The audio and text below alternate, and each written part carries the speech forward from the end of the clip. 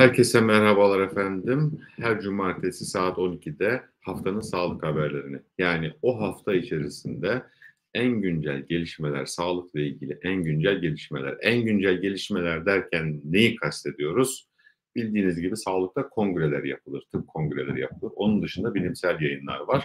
Bunlarla ilgili sizlere haberleri sunduğumuz programımız oluyor. Haftanın sağlık haberleri.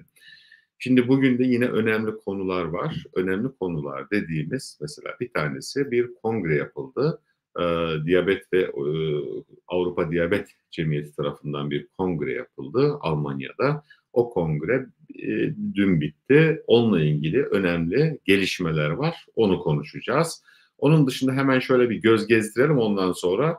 mRNA bildiğiniz gibi Nobel aldı. Onun nasıl çalıştığına ilgili gelecekte hangi hastalıklarda kullanılacağı ile ilgili bir şeyimiz var. Şeyimiz. Kadınlarda uykusuzluk ve hipertansiyon arasındaki bir bağlantıyı araştıran bir araştırmadan bahsedeceğiz. Yeni sıcak basmalarının, menopozda sıcak basmalarının kalp hastalıklarına işaret eder mi onu konuşacağız. Bir çayla ilgili bir haberimiz var. Kanser yapar mı? Bir de çinko. Çinko önemli bildiğiniz gibi diyabet hastaları çinko seviyelerini ölçtürebilir mi? Onlarla ilgili konuşacağız. Ama önce şunu söyleyeyim.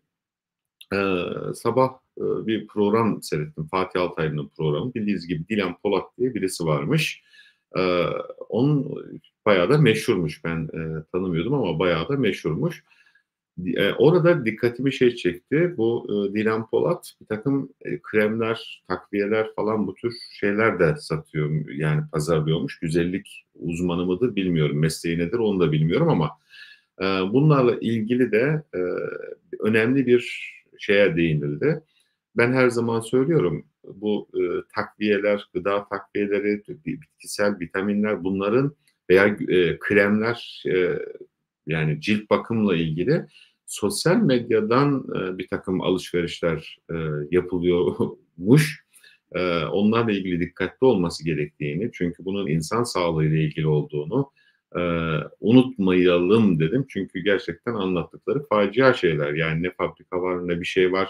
Yani doktor olmadan, eczacı olmadan herhangi bir bu tür ürünlerin tanıtımıyla ilgili şeylerde dikkatli olması gerektiğini uyarısıyla hemen başlayalım. Ama önce şimdi biz kendi konumuza geçelim. Kendi konumuzda nedir? Dediğim gibi bir Almanya'da bir yapılan bir şey vardı, kongre vardı. O kongrenin e, diyabetle ilgili özellikle. Şimdi geçen sene de ben bu kongreyi takip etmiştim. Takip etmiştim derken Almanya'ya gidip takip etmedim. Ama bilimsel araştırmaları yani o kongrede çıkan bilimsel yayınlarla ilgili gazeteleri, tıbbi gazeteleri takip ederek diyabeti bitirmenin 3 yolu diye bir video çekmiştim. Bayağı da izlendi o video. Diyabet nasıl bitirilir diye. Çünkü orada diyabetle ilgili bir araştırmalar sunulmuştu ve o araştırmalardan çıkan sonuç olarak da bu konuyla ilgili diyabeti bitirmenin 3 yolu. Diyabet bitirmekten neyi kastediyoruz? Diyabet remisyonu kastettiğimiz. Diyabet remisyonu nedir? Yani diyabet nasıl bitirilir anlamında diyabet remisyonu nedir? Diyabet remisyonu hemoglobin A1C var bildiğiniz gibi. Hemoglobin A1C son 3 aylık kan şekerinin ortalamasını gösteren bir değer. Hemoglobin A1C 6,5 veya daha düşükse ve bu 3 ay devam ediyorsa bu düşüklük diyabet remisyonu diyoruz. Yani o dönemde herhangi bir ilaç kullanmadan hemoglobin A1C'niz bu seviyede oluyor. Peki tip 2 diyabeti bitirmenin 3 yolu var demiştim. Bunlar neydi? Birincisi düşük karbonhidratlı diyet, ikincisi düşük kalorili diyet, üçüncüsü de bariyatrik cerrahi yani obezite cerrahisi. Bunun dışında aralıklı orucunda diyabet remisyonuna yol açtığını söylemiştim. Remisyon hastalığın böyle şey yapması demek. Sessiz uykuda kalması demek. Bu 3 ay kalıyorsa bu dönemde de ilaç kullanmıyorsunuz.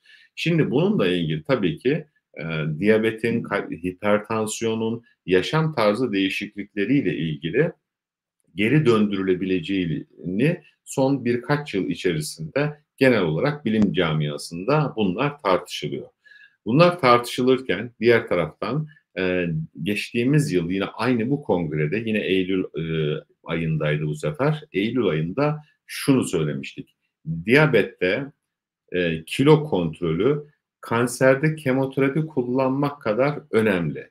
Yani diyabette asıl gözetmemiz gereken şey ne kadar kilomuzun olduğu. Yani kiloyu verdiğimiz zaman diyabet remisyona giriyor diye bir şey yapmıştık. Bu kongrede de bir tartışma yapıldı.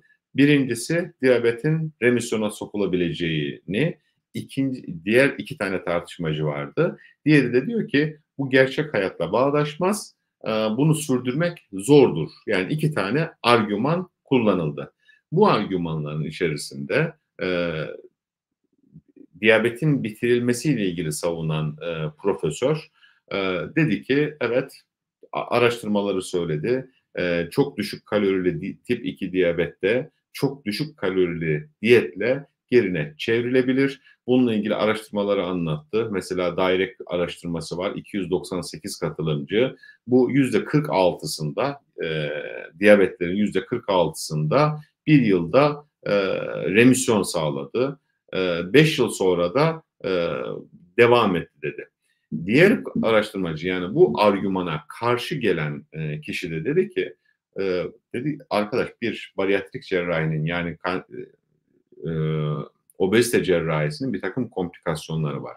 İkincisi bunları yaşam tarzından neyi kastediyoruz?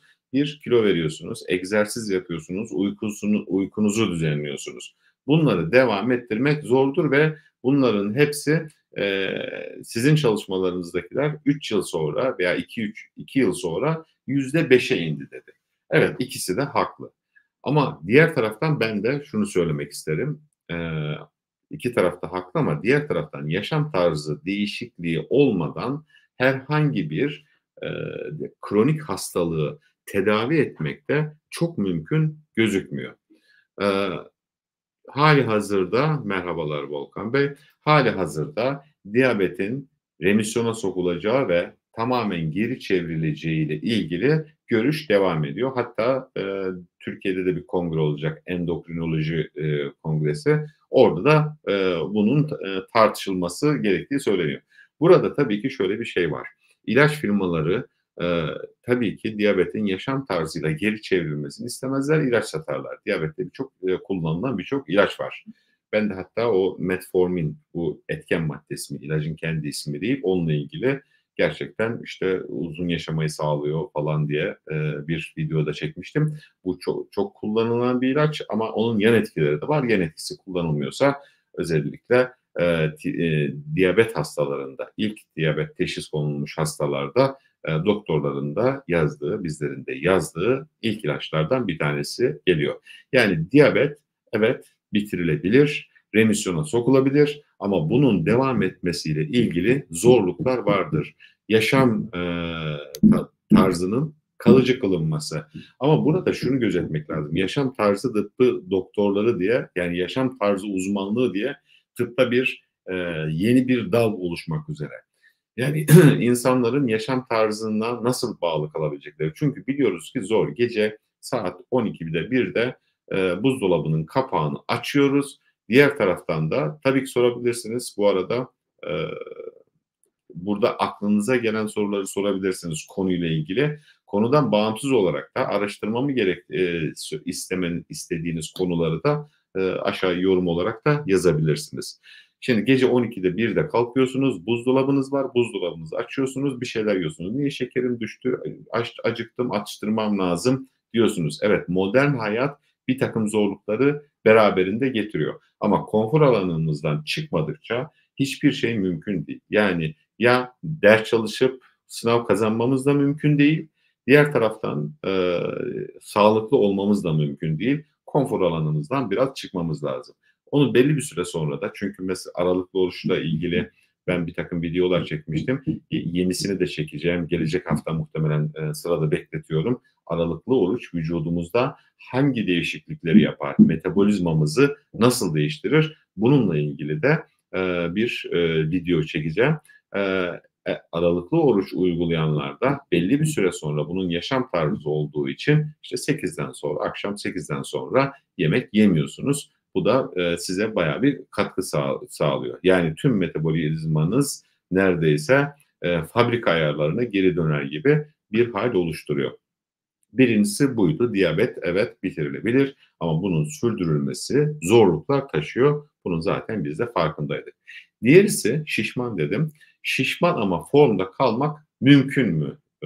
Gibi bir başlık vardı bu kongrede. Evet, yani bazı insanlar var diyor ki evet kilosu var, obez denecek kadar kilosu var ama herhangi bir şeyi yok. Bunlarla bir tanıma ulaştırıldı. Metabolik olarak sağlıklı obezite. Metabolik olarak sağlıklı obezite. Obezsiniz ancak diyabet veya yüksek tansiyon gibi obeziteyle birlikte gelen herhangi bir sağlık sorunu taşımıyorsunuz. Genelde obez insanların %15 veya 20'sinde metabolik olarak sağlıklı ama obezite var. Bu yeni bir tanım. Bu kanalda zaten her zaman yeni şeyler duyarsınız. Bu arada yayını beğenirseniz, arkadaşlarınıza da tavsiye ederseniz algoritmada bizi ön plana çıkarır. Bizim için de iyi olur diyelim diye bir hatırlatma yapalım.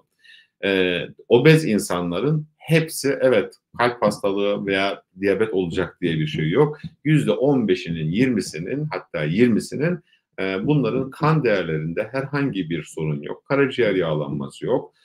Genel olarak sağlıklı olarak nitelendiriliyor.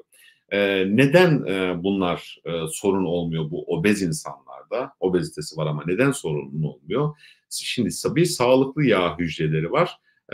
Bazı insanlar normal büyüklükte ve iltihaplanmamış sağlıklı yağ hücrelerine sahip ve bu da herhangi bir sorun oluşturmuyor. Karaciğer gibi organların etrafında yağ depolayan kişilerin sağlık sorunları yaşama olasılığı vücutlarına eşit miktarda yağ depolayanlara göre daha yüksek. Yani yağ, eğer vücudunuzda yağ varsa bu yağın nerede olduğu önemli. Şimdi göbek diyoruz ya, göbeğimizde bir yağ artışı yok. Aslında iç organlarımız yağlanıyor. Onlar göbek olarak yansıyor. Yoksa cildimizde bir yağlanma yok. Asıl tehlikeli de zaten bu.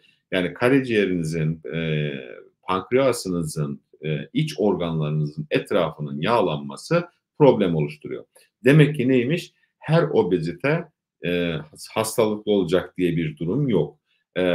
Önemli olan yağın nerede dağıldığı ve yağ iç organlarınızın etrafını dağıtıyorsa problem. Hatta cildimizdeki yağlanmalar cildimizle ilgili gençleşme, işte gergin görünme gibi çok fonksiyonları da var. Çok güzel fonksiyonları da var.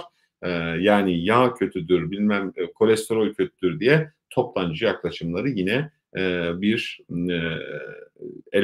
eleştiride getirelim. Peki buradan ne sonuç çıkar? Şişman ama formda kalmak. Evet, bu konu sağlıklı obezite demek, sağlıklı bir obezite demek yanıltıcı olabilir. Uzun vadede sağlıklı olup olmadığı bunun bilinmiyor. Sonuç olarak ama kilo yönetimi anahtar bir fonksiyon. Obez kişilerin şu anda sağlık sorunları olmasa bile kilo yönetiminin gelecekteki sorunları önlemek için hala önemli olduğunu biz burada belirtmiş olalım. Diğer bir şey demli çay diyabette kan şekerini çıkan Volkan ne sormuş onu da bakalım. 2 yıl şeker hastasıyım. İlacım yan etkisi ishal yapıyormuş. Herhalde metformin kullanıyor. Tansiyon kontrol ilacı yan etkisi yapıyormuş. 1 yıl ishalim öneriniz var mı? Yani eğer ilacınızın yan etkisi varsa ve bunu rahatsız ediyorsa bu ilacın başka bir ilaçla değiştirilmesi lazım. Bu arada şunu da söyleyeyim. Ben normalde uzaktan tavsiye vermeyi sevmem ve doğru da bulmam hastalara yönelik. Sadece hastalıkla ilgili. Ben o yüzden mesela metformin yan etkileriyle ilgili bir video çekmiştim ve herhalde 250 bin falan izlendi. Oradan da izleyebilirsiniz. Başka ilaçların kullanılması gerektiğini, çünkü eğer sizi çok rahatsız ediyorsa öyle bir şey yapabilirsiniz. Diğeri demli çayla ilgili bir araştırmada yayınlandı bu şeyde kongrede demli çayında diyabette kan şekeri kontrolünü sağladığı görüldü. Zaten biz şimdi çayı her zaman tavsiye ediyoruz. Kahveyi de her zaman tavsiye ediyoruz. Buradan da yine çay lehine bir şey almış olalım. Şimdi ikinci konumuz mRNA teknolojisi arkadaşlar. Şimdi Covid zamanında gördük. Herkes RNA'nın bir genetik materyal taşıdığını düşünerekten herkes bu işten korktu ve birçok insan işte o mRNA teknolojisiyle ilgili yapılmış BioNTech veya Moderna aşılarından yaptırmamaya çalıştı. Şimdi mRNA bildiğiniz gibi bu teknoloji zaten 20-30 yıldan beri vardı ve bunu keşfeden insanlar bu yıl keşfeden değil düzenleyen insanlar, hızlıca düzenleyen insanlar buradan aldı, Nobel aldı. Şimdi mRNA'nın genel olarak nasıl çalıştığı ile ilgili bir örnek vereyim. Şunu şuradan alayım, bir örnek vereyim. Şimdi mRNA nasıl çalışır? Bir şehir düşünün. Diyelim ki Ankara'da yaşıyorum ben. Ankara'daki bir şehrin ortasında bir kütüphane var. Ne var? Milli Kütüphane mi? Milli Kütüphane var.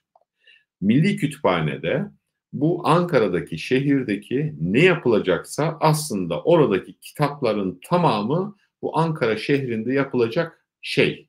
Yani o Milli Kütüphane DNA'dır. Yani Ankara'da yapılacakların her şey o kütüphanede, Milli Kütüphane'nin içindeki kitaplarda saklı.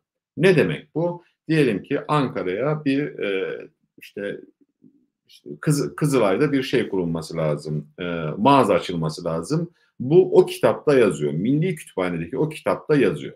Yani DNA'mızda yazılı. mRNA ne yapıyor burada? O Milli Kütüphane'den kitapları dışarı çıkarmak yasak. Dışarı çıkarmak yasak olduğu için yani genetik kodunuz hücre çekirdeğinde saklı.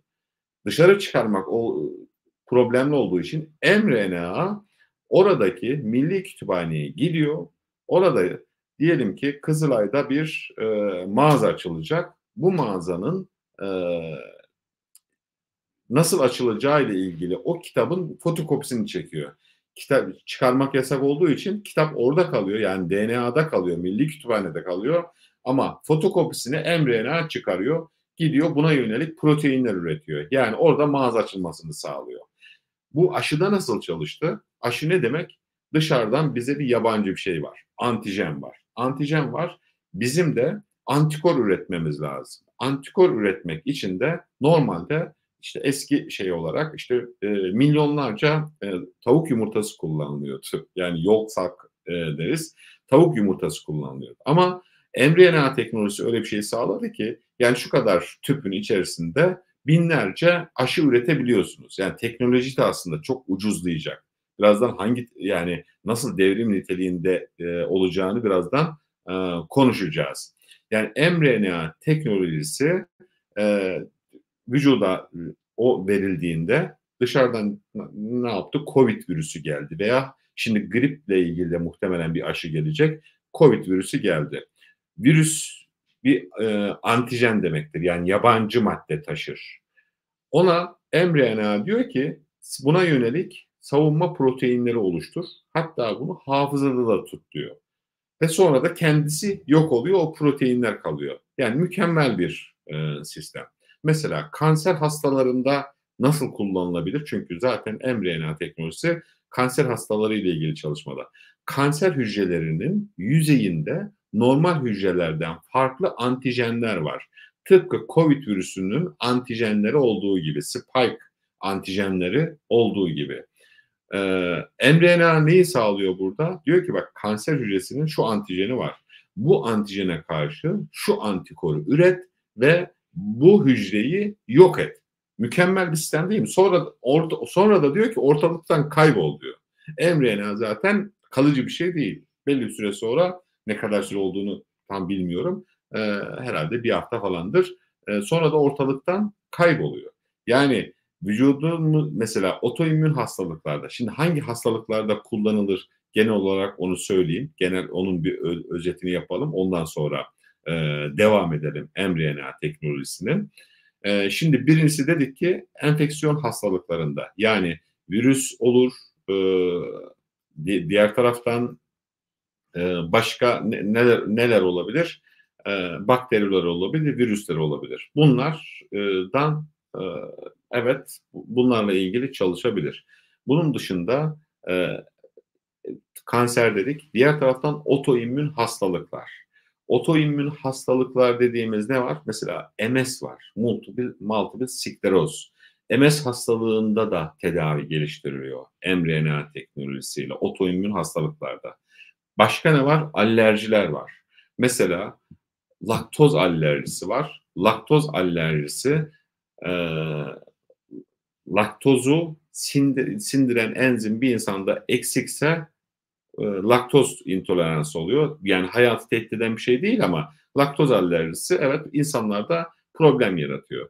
Ondan sonra sonuç olarak eğer mRNA teknolojisiyle laktoz üreten enzimi siz yaparsanız o insanlarda da çünkü Asya'da mesela laktoz intoleransı çok fazladır. O insanlarda da kullanılabilir. Yani mRNA teknolojisinin kullanıldığı birçok şey vardır. Hastalık olacak ve mRNA şimdi aşıya bu arada genetik bozukluklarda da kullanılabilir mRNA teknolojisi. Kistik fibrozis hastalığında da kullanılabilir. Diyabette de şu anda çalışılıyor. Diyabette ne yapıyor? Beta hücreleri var pankreasta. Onun yeniden yapılanmasını sağlıyor. Karaciğer yağlanması var. Onda da kullanılabilir. Buna yönelik çalışmalar var. Yani önümüzdeki birkaç yıl, yani çok uzun sürmez çünkü klinik araştırmalara devam ediyor. Önümüzdeki birkaç yıl içerisinde mRNA'nın birkaç aşıda daha kullanıldığını göreceğiz. İkincisi kanserde kullanıldığını göreceğiz. Üçüncüsü de yani bu söylediklerim en az yani 5 yıl içerisinde mutlaka neredeyse olabilecek bir şey. Ve kanserde kullanıldığını ve bir hastalıkta özellikle otoimmün hastalıklarda kullanıldığını göreceğiz. Şimdi bilim insanları şunu tartışıyor. Diyor ki bu bize insanüstü bir bağışıklık sağlar mı? Çünkü mRNA teknolojisi bizi yani öyle güzel bir şey ki diyor, dedim işte Milli Kütüphane örneği verdim. Milli Kütüphane'de Ankara'nın neyi varsa yani Ankara'da diyelim ki bir spor salonu yapılacak. Onu gidiyor mRNA Milli Kütüphane'den kitabı çıkarmadan alıyor. Evet, bilgileri alıyor, fotokopisini çekiyor, spor salonu oluşturuluyor.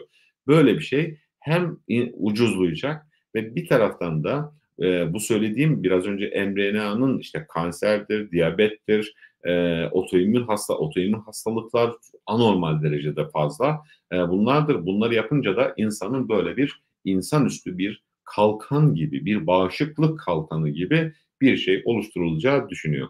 Hadi Güler demiş, merhaba hocam. 2 yıl önce mRNA aşısından sonra koltuk altı lenf bezi şişti. Bu şişlik halen var. Ara sıra ağırlık yapıyor. Şişlik herhangi bir hastalık yapar mı? Bununla ilgili bir video daha önce çekmiştim. Hatta mRNA bu aşıların koltuk altında veya işte klavikulanın bu şuradaki yerde e, lenf nodu artışını yaptığını söylemiştim. Bu normalde de başka aşılarda da olabilen bir şey. Bir. İkincisi enfeksiyonlardan sonra da olabilir. Yani enfeksiyonlardan sonra da kalıcı olarak bazılarında antibiyotik kullanımıyla 2-3 ayda geçer, bazılarında birkaç yıl devam eder. Bunun herhangi bir mahsuru yok. Tabii ki sadece şundan bahsediyorum. Eğer bu aşıyla ilgiliyse herhangi bir problem yok. Ama aşıyla ilgili değil, vücudunuzdaki lenf sistemiyle ilgili farklı bir şey varsa bunun takip edilmesi lazım. Hadi Bey'e de ben bunun işte 6 aylık periyotlarla kontrolünü öneririm. Ama aşının yaptığı lenf nodu büyümesinin herhangi bir problemi yok. Onu da söylemiş olalım. Genelde mRNA teknolojisiyle ilgili de söyleyeceklerimiz bu kadar. Şimdi kadınlarda uykusuzluk, hipertansiyon arasındaki bir bağlantı ile ilgili bir yayın yapıldı. 16 yılı kapsayan bir yayın ve 66 binden fazla kadını izlediler bu çalışmada. Analizlerde şu görüldü: uyku güçlüğü çeken kadınların ortalama olarak daha şişman olduğu, yani vücut kitle indeksleri, uykusuzsanız vücut kitle indeksiniz artıyor. Şişmanlıyorsunuz ve daha düşük fiziksel aktiviteye ve daha zayıf, daha kötü diyetlere, daha şekerli, karbonhidrat içeriği yüksek diyetlere sahip olduğu görüldü. Şimdi yaşam tarzımızı değiştirmeden demiştim ki o başlangıçta, kendimizi hastalıklardan kurtaramayız. Şimdi uyku güçlüğü, uykuyla ilgili, yani uykunun yaşam için ne kadar önemli olduğunu birkaç kez anlattığım videolarım var. Oradan izleyebilirsiniz. Eğer uykusuzluk çektiğiniz zaman bir, kilo alıyorsunuz. İki, fiziksel aktiviteniz de düşüyor. Enerjiniz düştüğü için fiziksel aktiviteniz de düşüyor ve yine başka bir araştırmada yine söylemiştim. Uyku eksikliği, yani uykusuzluk çekiyorsanız daha kötü besleniyorsunuz. Çünkü zaten uykusuzluk çeken insanların gece atıştırmalıklar olduğunu biliyoruz. Daha çok karbonhidratlı diyetlerin, çünkü yani şekerli besinlerin bağımlılık yapıcı bir etkisinde olduğunu biliyoruz. Burada arkadaşlar sabredeceksiniz. Bir kere şekeri kesmeden hayatınızın düzene girmesi mümkün değil. Ben kestim, çok rahat ettim diyelim. Size de kesmenizi tavsiye ederim. İlk mesela şu içtiğim kahveyi normalde şekerli içerdim. Yani 3-4 tane şuna muhtemelen şeker atardım ama şu anda şekersiz gayet içiyorum ve şeker attığınızda da içemiyorsunuz. Yani uyku, bunların hepsinin bir toptan bir şey olduğunu söyleyelim. Diğer bir çalışma yine kadın arkadaşları ilgilendiren bir çalışma. Evet, teşekkür ediyorsunuz, teşekkür ediyorsunuz. Ben de teşekkür ederim. Aralıklı oruç ile kreatin artışı arasında bağlantı var mı? Onu da araştırıp söyleyelim. Yani ben hemen kafadan söylemeyeyim. Ama kreatinle ilgili de çünkü biraz soru geliyor. Onunla ilgili ayrı da bir video çekeceğim de buradan söylemiş olalım.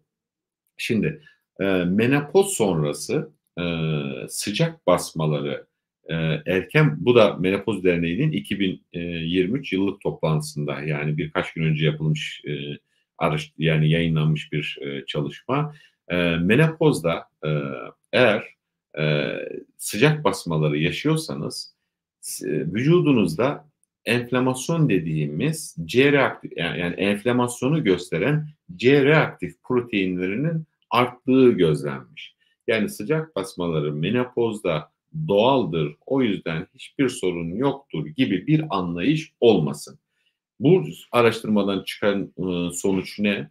Eğer menopozda fazla sıcak basmaları yaşıyorsanız kalp hastalıkları ile ilgili kendinizi daha fazla kontrol ettirmeniz lazım. Çünkü kadınlarda en fazla kalp hastalıkları gözden kaçıyor. Çünkü kalp hastalıkları erkek hastalığıdır diye bir, tıpta da böyle maalesef bir anlayış var. Çünkü araştırmaların neredeyse çoğu da erkek denekler üzerinden de yapılıyor. O yüzden kadınların kalp hastalıkları ile ilgili biraz daha dikkatli olması gerektiğini söylemiş olalım. Yine bir meta-analiz, çay içmek kolorektal, yani kolon kanseri riskini artırır mı? Normalde kolon kanseri riskini azalttığına yönelik de çalışmalar var, artırdığına yönelik çalışmaları vardı. Bir meta-analiz yapıldı. Meta-analiz çatı. Yani bir sürü araştırma var. Onların hepsini torbaya koyuyorsun. Bu araştırmalar ne bulmuş? Diyelim ki 100 tane araştırma yapılmış. Bunların hepsinin bir analizini yaptığında meta, yani büyük bir analiz yapmış oluyorsun. Bu analizde, meta analizde ne bulundu? Çay içmenin kolon kanserini artırıcı etkisi olmadığı, hatta azaltıcı etkisinin %24 kolon kanseri riskinin azalttığı tespit edilmiş. Şimdi kolon kanseri niye önemli? Birkaç ay önce yaptığım videoda şeyi söylemiştim. Kolorektal kanser, kolon kanseri gençlerde artmaya başladı. Artık 20'li 30'lu, normalde kolon kanseri de riski 50 yaşın üzerindeki insanlarda görülür. Ama gençlerde artmaya başladı. 20'li 30'lu yaşlarda kolon kanseri görülmeye başlandı. Bunun sebebi ne diye kesin bir, şu anda bilim camiasının net bir görüşü yok ama şunu söylüyorlar: beslenme tarzımız bizi kolon kanserine yatkın hale getirdi. Eee, Özellikle işlenmiş gıdaların, aşırı işlenmiş gıdaların çok fazla alınması bizi kolorektal kanser riskine. İşlenmiş gıdalarda mesela diyelim ki şu anda 30 kişi beni izliyorsa o 30 kişinin 25'i dün işlenmiş gıda almıştır. Yani çünkü her taraf işlenmiş gıda dolu maalesef. Eee Çay içmek, mesela çay, kahve hep zararlı gibi görülürdü. En son videolarında kahveyi de, işte, bildiğiniz gibi, geçen hafta da, bir kahveyle ilgili video çektik. Çayın da kahvenin de, buna yönelik biraz önce de zaten demiştik ki diyabet, yani insülin kan şekerini de kontrol ediyor. Kolorektal kanseri de riskini de azalttığını söyleyelim. Şimdi çinko ile ilgili bir çalışma var. Normalde çinkonun insülin üretimi ve glikoz metabolizmasında çok önemli rolü olduğunu daha önceki başka bir videomda da belirtmiştim. Bu yeni bir çalışma. Bunun ne kattığını da söyleyeceğim. Çinko alımının artmasıyla prediyabet ve tip 2 diyabetli kişilerde kan şekerinin kontrolü iyileştiği gözlenmiş. Şimdi diyabetli kişilerde çinko düzeyi normalde düşük görülüyor. Evet, çinko aldığınızda da kan şekeri kontrolünün daha iyi olduğu görülmüş. Ama bunlar gözlemsel çalışmalar. Çinkonun sistematik kan şekeri seviyelerini ve diyabet riskini etkilediğinin mekanizması bilinmiyordu. Şimdi yeni bir araştırmada, geçtiğimiz hafta yapılan bir yayında bunun sebebi bulundu. Yani çinko bunu nasıl yapılıyor diye bir bilimsel bir insanı var. SLC, yani ilgilenenler için söyleyeyim. SLC 39A5'de, yani bu bilimsel bir şey. İlgilenenler Google'dan yaparak bulabilir. Bunun aslında terapötik bir, yani tedavi edici bir hedef olduğu anlaşıldı. Çinko'nun bu araştırmada diyabeti nasıl iyileştirdiği, glikozumuzu nasıl düzenlediği anlaşılmış oldu. Çinko'nun yüksek kan şekerine karşı koruyucu rolünü genetik olarak bir takım kanıtlar sundu. Bu ne anlama geliyor? Bu genetiğe, yani gene müdahale ederek ilaçlar üretilebilir demek. Ama bu, daha önce de söylediğim gibi, bu çalışmadan çıkan sonuç şu: eğer çinkonuz, diyabetiniz varsa veya obezseniz mutlaka çinko seviyenize bir baktırın. Düşükse ya besinlerden alamıyorsunuz, ya midenizde ya veya bağırsaklarınızda bir problemden dolayı alamıyorsunuz. Buna yönelik bir sistem geliştirilmesi lazım diyelim. Yasemin Hanım da demiş ki teşekkürler. Söylediğim gibi menopoz sonrası östrojen hormonunun düşmesine bağlı özellikle ilk 6 ayda kalp damar hastalıklarının dramatik olarak arttığını söylüyor. Bu da gerçekten önemli. Kadınlarda, çünkü kalp hastalıklarını, kadınlarla ilgili birçok şeyi ihmal ediyoruz ama kalp hastalıklarını en fazla ihmal ediyoruz. Onu da tekrar bir vurgulamış olalım. Şimdi son olarak kilo vermek için en iyi egzersiz zamanı. Aslında bu çalışmayı size söylemeyecektim ama çünkü egzersiz, ben atıştırmalık egzersiz diye bir şey söylemiştim size, bildiğiniz gibi. Ne zaman aklınıza geliyorsa, neredeyseniz egzersiz yapın. Küçük egzersizler yapabilirsiniz. İlla spor salonuna gitmeniz gerekmez. Ben birazdan mesela kalkacağım. Şurada benim şeyim var. 20 tane squat yapacağım. 20 tane şınav çekeceğim kendi kendime. Çünkü bunları her gün uygulamam lazım diye beynime kazıdım, alıştım.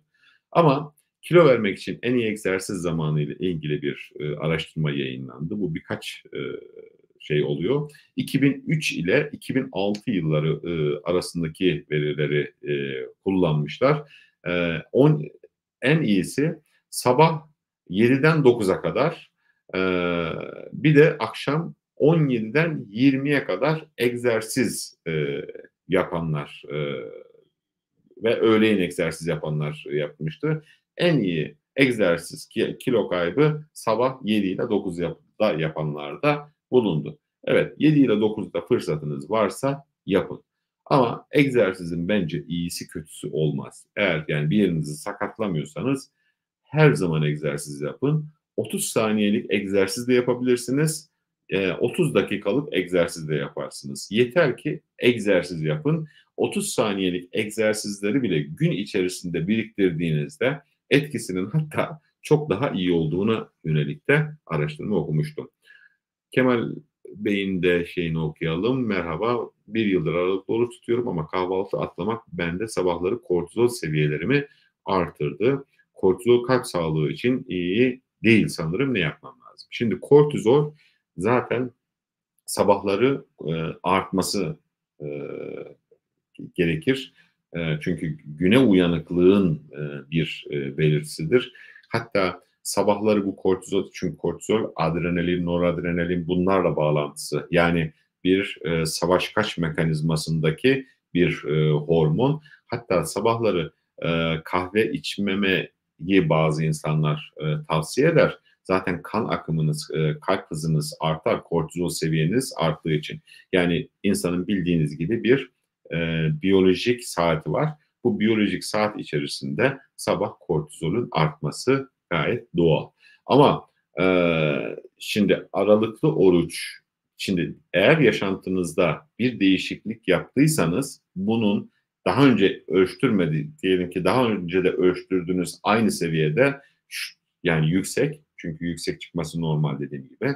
Şu anda da aynı yükseklikteyse bir problem yok. Ama daha önce şu kadar yükseklikteydi, şu anda daha fazla yükseldi denilecek veri maalesef elimizde olmadığı için eğer öyle bir şey olursa bu tehlikeli hale gelir. Aralıklı oruç belli bir yani vücudunuzun gerçi bir yıldır aralıklı oruç yapıyorsunuz. Bu ritme alışmış olmanız lazım ama bu kortizolle ilgili yani ben bir kardiyoloğa gitmenizi öneririm. Çünkü eğer kan basıncınızda hatta bir haftalık kan basıncı ölçtürüp de gidebilirsiniz. Diyelim ki sabah 8'de kan basıncınızı ölçtürün, nabzınızı da ölçtürün. Ona yönelik verilerle beraber bir kardiyoloğa gitmenizi öneririz. Yine 38 dakika olmuş. Biraz uzun oluyor bu tür yayınlar. Normalde 20 dakikalık yapmak istiyordum. Hepinize dinlediğiniz için teşekkür ederim. Ayrılmadan önce beğenmeyi de ihmal etmezseniz sevinirim diyorum. Her zaman olduğu